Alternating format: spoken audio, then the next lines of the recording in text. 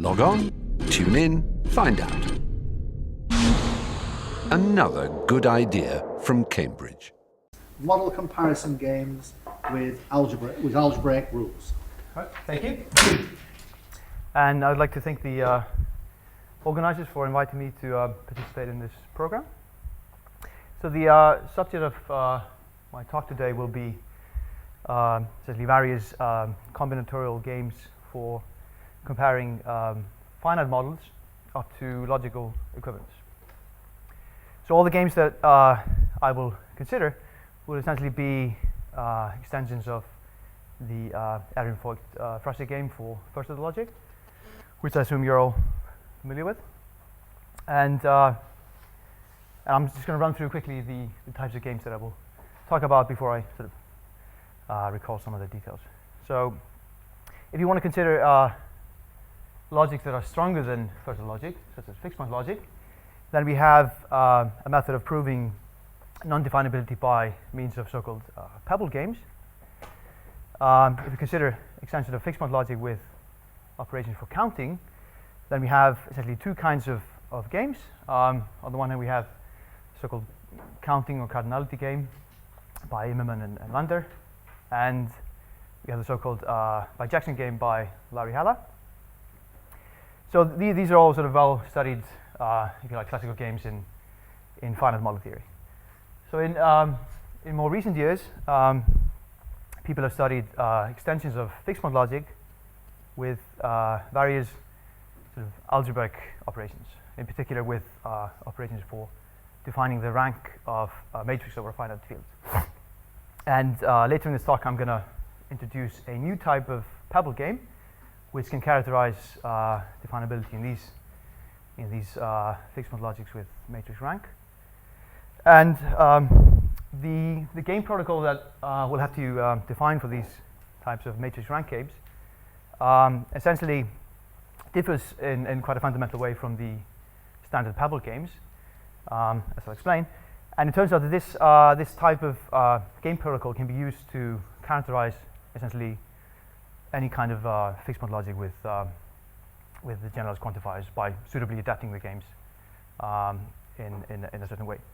So towards the end of the talk, I'm going to sort of discuss the possibility of studying sort of games for their own sake by adapting these conditions of the pebble games and seeing whether we can sort of essentially go in the other direction from a particular game to a logic.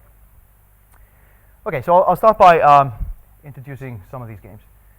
So in order to characterize or establish non-definability results for fixed point logic, we consider definability in so-called finite variable logics, which are the restrictions of first order logic by allowing only variables from a fixed finite set.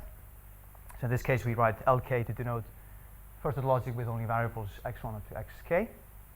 So crucially, we're allowed to reuse variables in sentences of the logic, but at most case, distinct variables can appear in any sentence or formula. So definability in this kind of logic can be characterized by means of a game, which we call the pebble game. So this game is played as the standard EF game by two players, spoiler and duplicator, on a pair of game structures. So I'll use a pair of graphs in this example. So each graph comes with a supply of k pebbles, which will be used as tokens to place on the vertices of the graph.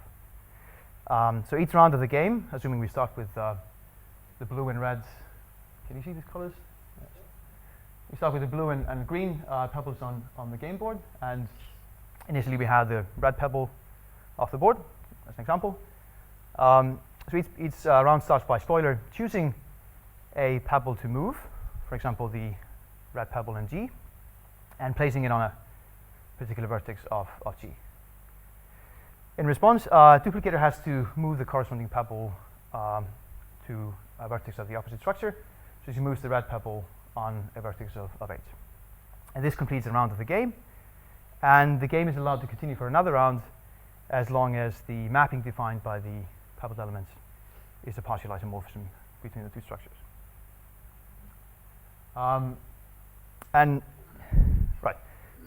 So the intuition here is that essentially the distinct pebbles that we have in the game correspond to the variables that we're allowed to use in a sentence of LK. And it can be shown that this game characterizes definability in this K variable logic in the following sense, that duplicator has a strategy to play the game indefinitely on the two structures G and H, if and only if they agree in all sentences of the K variable logic. So crucially, this differs from the... This much between the theorem and the title there, right? Say again, sorry? Title. Yes, yeah, I'm gonna, yeah, I was just trying to reuse the slide, sorry. Yeah, yeah, so this is characterization of LK equivalent, right. So crucially, this differs from, I mean, in the standard EF game, we essentially limit the number of rounds that we can play. So here the trade-off is that we can play forever. Well, we look at strategies allowing duplicator to play forever, but we limit the number of tokens that you can play, so you can play on the graph. So by using this game, we essentially get a game method for proving non-definability in fixed point logic by means of the following correspondence, which is that it can be shown that any fixed point formula is invariant under LK equivalence for a particular value of k, meaning that if you have a formula of fixed point logic, graph which is a model of the formula, and an LK equivalent graph of that graph, then that must also be a model of the formula phi. Okay, so that gives us essentially a method for proving that property is not definable in fixed point logic by showing that for every k we can exhibit a pair of graphs, G and H, for which one of the graph has the property P, the other does not, and duplicator has a strategy to win the game on G and H. So this game is quite it's not too complicated to play, and it's not hard to show illicit properties which are not definable in fixed point logic by playing this game. In particular, the canonical example is the property of having an even number of vertices in a graph. And the fact that this is not definable in fixed point logic meant that people sort of started to study extensions of fixed point logic with some kind of operation for defining cardinality of a set. So to study these fixed point logics with counting, we again go via finite variable logics. So I'll consider these logic CK, which is the extension of K variable logic with quantifiers of the form shown by this formula. So the idea is that for every integer I, we can say that the graph has to have at least I vertices satisfying the formula phi. Okay, and we can characterize definability in these logic CK by means of a pebble game. So again, we have two players and k pebbles on each structure. So in each round of this game, the spoiler starts by choosing a pair of corresponding pebbles to move in the two graphs. So rather than moving the pebble directly, he actually removes them off the board. Spoiler then chooses a subset of vertices from one of the structures. Let's say a subset of vertices from X. And now it's the turn of the duplicator to respond. And C has to give a subset of the opposite structure of the same cardinality.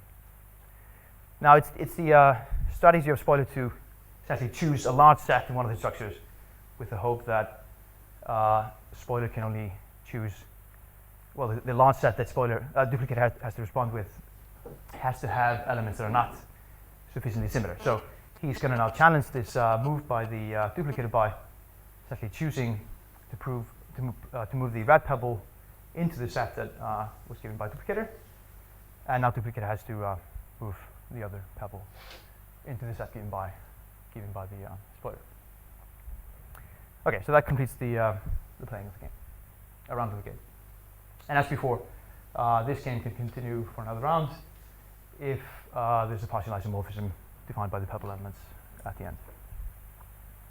So clearly, it will be much harder to illustrate a game strategy for duplicator in this kind of game because the rules are more difficult, and essentially we cannot just hide the difference between the two structures by allowing sufficiently big structures, let's say. to hide the difference in.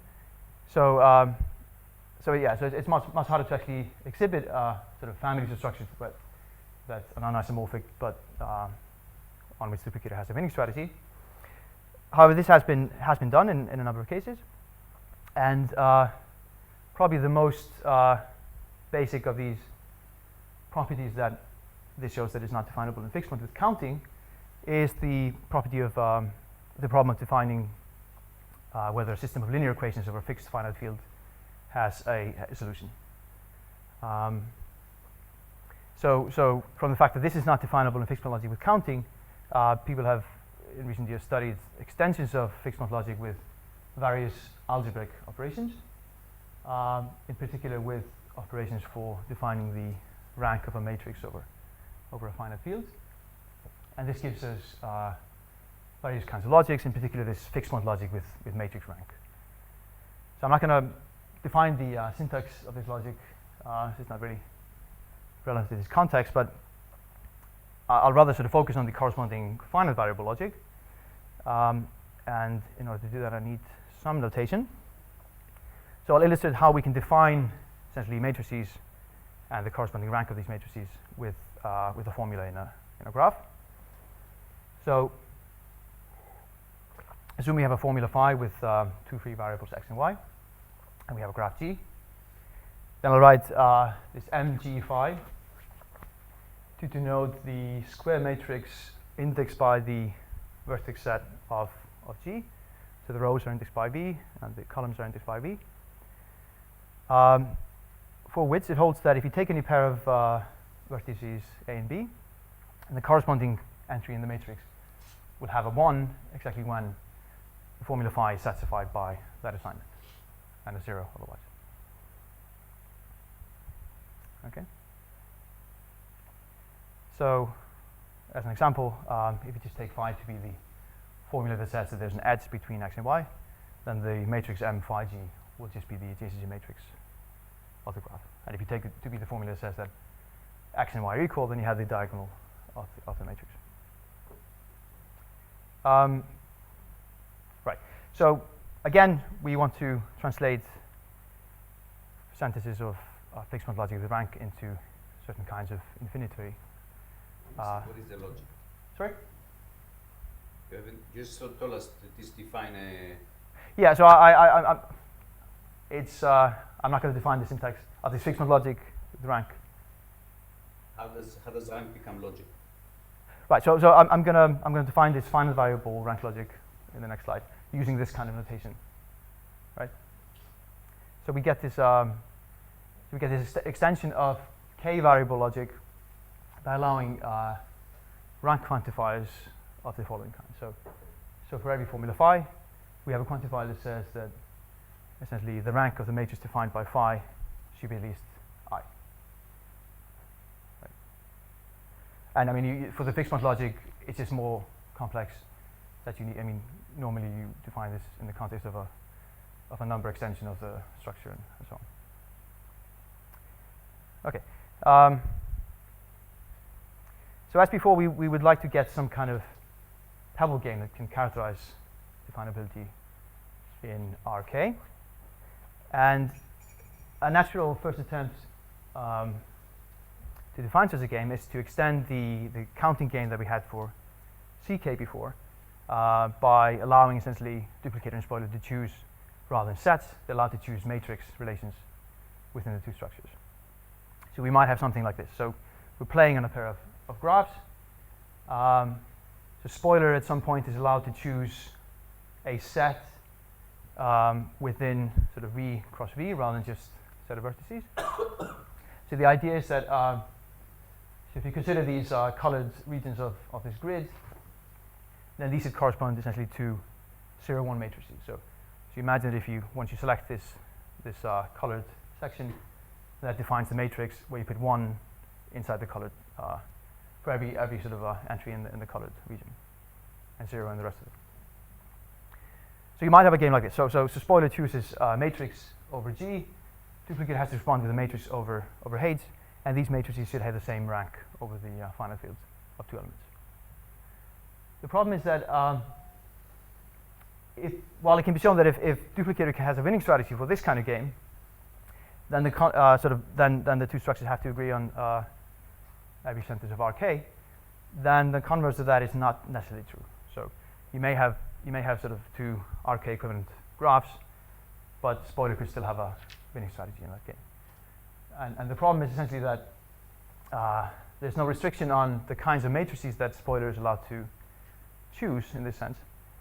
So he could, in particular, choose non-definable sets. And that's a problem because rank, unlike cardinality, is not a monotone quantifier. So you might have equivalence for all definable matrices, but if you take a union of some of these, you might not have rank equivalence. So it turns out that the solution to the problem of finding a game for these logics is to define a new kind of game protocol based on sort of duplicator partitioning each of the game graphs into safe regions.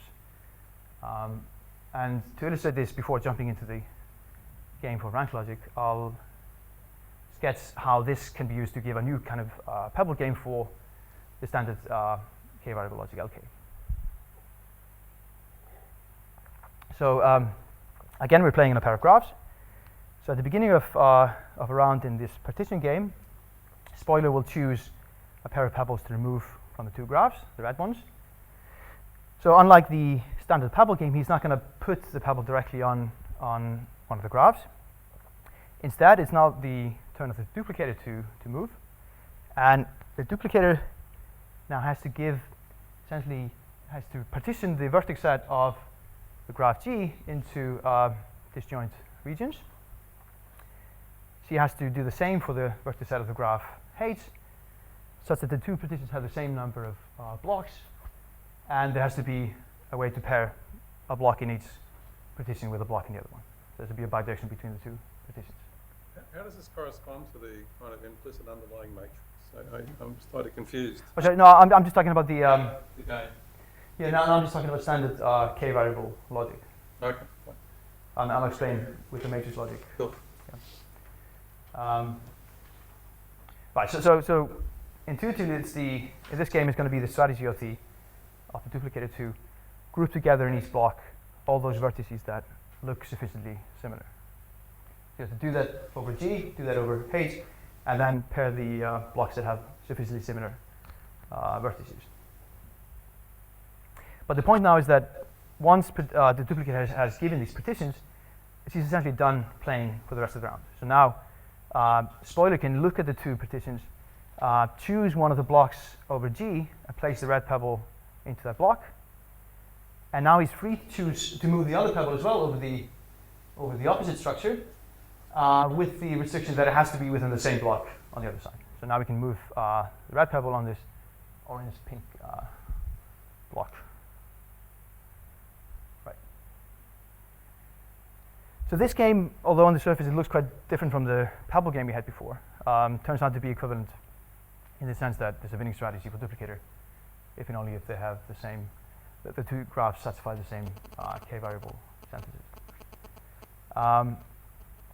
Now clearly this is not as nice a game as the pebble game, and it shouldn't be easy to play this game.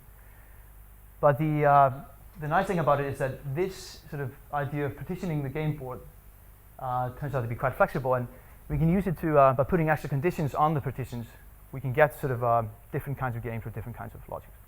So as an example, we can, if you put the condition that every two corresponding blocks have to have the same cardinality, then we get a game that characterizes CK. In this game, that would be true. Okay? So now I'll explain how we use this idea to give a partition game for logics with matrix rank quantifiers. So it's going to be considerably more complex, but I'll try to strip it down to the basics. So I've added these grids to the two graphs just to illustrate that these are going to be the sets V cross V, and these are the sets that the duplicator has to partition, rather than the vertex sets of the graphs. So at the beginning of the round, now spoiler has to remove two pairs of pebbles from each graph, because remember these rank quantifiers were binding two variables. Removes them off the board. Duplicator has to respond by giving partitions of each grid, which gives a partition P of V cross V over G, and likewise over Q. Now these are obviously very naive partitions, just because I couldn't draw anything fancier. And then we have to give a bijection, which in this case is given by the colors of the blocks. So far, it's very similar to the standard partition game for k-variable logic. So clearly, we need some sort of algebraic condition into the game, and this is given by the following condition, which says that if you take any combination of blocks over the partition P, and you look at that as essentially as a linear combination of matrices, and you look at the corresponding linear combination over the partition Q, then those two matrices have to have the same rank over the two-element field. So here, what I mean by this sum here, essentially, is that if you look at, for instance, the green block, that can be seen as a 0, 1 matrix, where you put 1 in the green positions and 0 in the rest of it. Okay. So so following these this move by the duplicator, as before, now Spoiler is allowed to place the pebbles at will as long as they're in the same corresponding blocks on each side. So this game can be shown to characterize definability in RK. So in that sense, it's nice, but it's not very nice to play this game, which obviously reflects the fact that, well, sorry, it's not nice for a duplicator to win this game, let's say, which reflects the fact that the rank logics are more expressive than k-variable and counting logics. But we also have other sort of issues with the game, which is in particular that it's not clear at all how we can decide who's going to be the winner of the game given a pair of graphs. So we want to tell whether duplicator or spoiler wins the game. And we know that, this can actually be decided in polynomial time for the two pebble games that we had before, the counting game and the standard pebble game. And the issue is essentially that this quantification over all subsets of or all linear combinations of the block matrices. So the question is, can we take some of these, like a partition game like this rank game, and somehow simplify or modify the conditions of the game so that we get more tractable gameplay? In particular, can we get a game for which we can decide the winner in polynomial time? So let's look at this condition in the block here. So saying that the two matrices have to have the same rank is obviously equivalent to saying that they have to be equivalent as matrices. So we could consider restricting this even further by requiring them to be similar.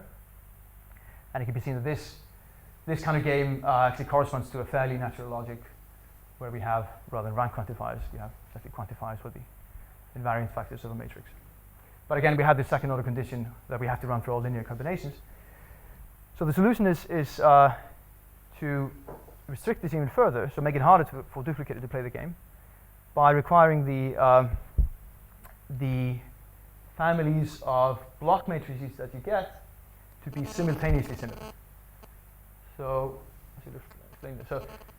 So what I mean here is that if you look at the tuple of matrices you get by looking at the individual blocks on each side, then pairwise they have to be similar, and there should be a single similarity transformation that achieves this for all the blocks. So this is clearly a much more stringent condition on the game for duplicator. So in other words, if C wins this game, C wins all the other games. But it turns out that this actually makes it possible to decide the winner of the game in polynomial time, which is interesting, and this gives us as a particular application, if we consider the gameplay on graphs, then we essentially get a family of polynomial time algorithms for testing graph isomorphism, which extend and go beyond the well-known Weisweiler-Lehmann algorithms for graph isomorphism, which some of you may be familiar with. All right, so I'll stop here. So just at the end, a couple of questions.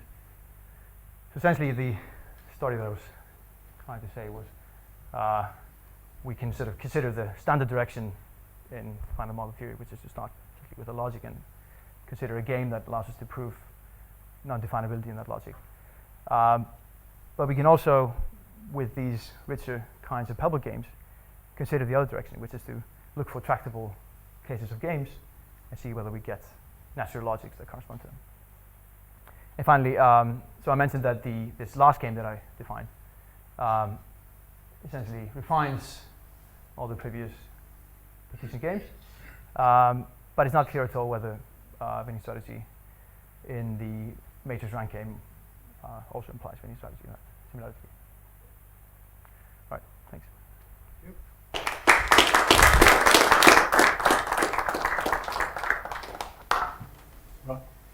What did you mean by a family of polynomial time algorithms for graph isomorphism? So essentially for each fixed k, you have an algorithm for testing isomorphism graphs, which runs in polynomial time. What does k correspond to here? The number of variables in the game.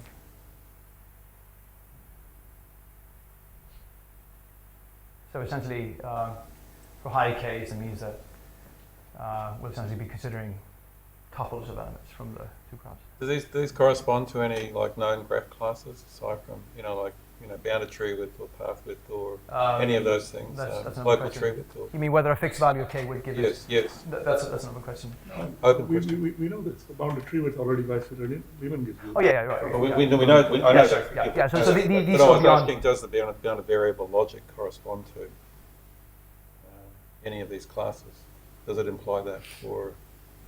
So essentially, so I mentioned these Weisser-Lehman algorithms at the end, and these essentially correspond to the graph, the algorithm for testing the winner in the counting game.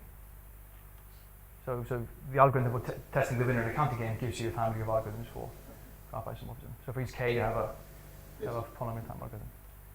So it's known, as Anu was saying, that for various classes of graphs, like bounded tree, there's a fixed k. Bounded degree. Exactly, there's a fixed k. So it means that with k variables, you can essentially characterize the graphs up to isomorphism. Bounded degree is an interesting one because we don't really know that, whether any of these would capture that. Right. Because we know Weisser-Lehman, no finite level gives you the bounded degree or even degree 3. That's interesting. Because the bounded degree argument's not that simple. Exactly. Yeah. But whether some finite So level, this might capture bounded degree Right. is. And in particular, that particular counterexample is distinguished by these algorithms. That's interesting. So I guess the natural kind of graph class you might want to consider, apart from bounded degree, is bounded color class size. So color class size 4 or bigger.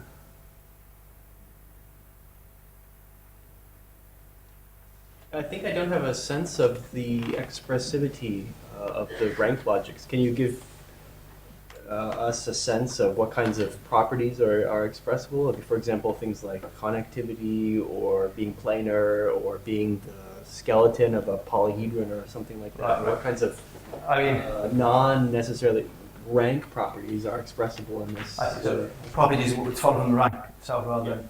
I mean, I guess a simple example is if you take the incidence graph of incidence matrix of a graph, then the rank of this matrix over G2 is the number of connecting components in the graph. So that's just a purely rank property rather than. Yeah, I understand. But I mean, then you obviously, we can, in the context of fixed point or further logic, you can devise, define various. Essentially all the things you can do in fixed point logic, you can always do in fixed point logic. Oh, right, because this is an extension. Exactly, we're extending the logic. So. Why focus on this particular extension? With this rank logic? Yeah. Essentially because, we studied, so I mentioned that it was shown that definite solvability of linear equations or a fixed finite abelian group or a field or a fixed ring is not definable in fixed point logic with counting. So that sort of puts the focus on various linear algebraic properties. But it can be shown that determinants over finite fields can be defined in fixed point with counting.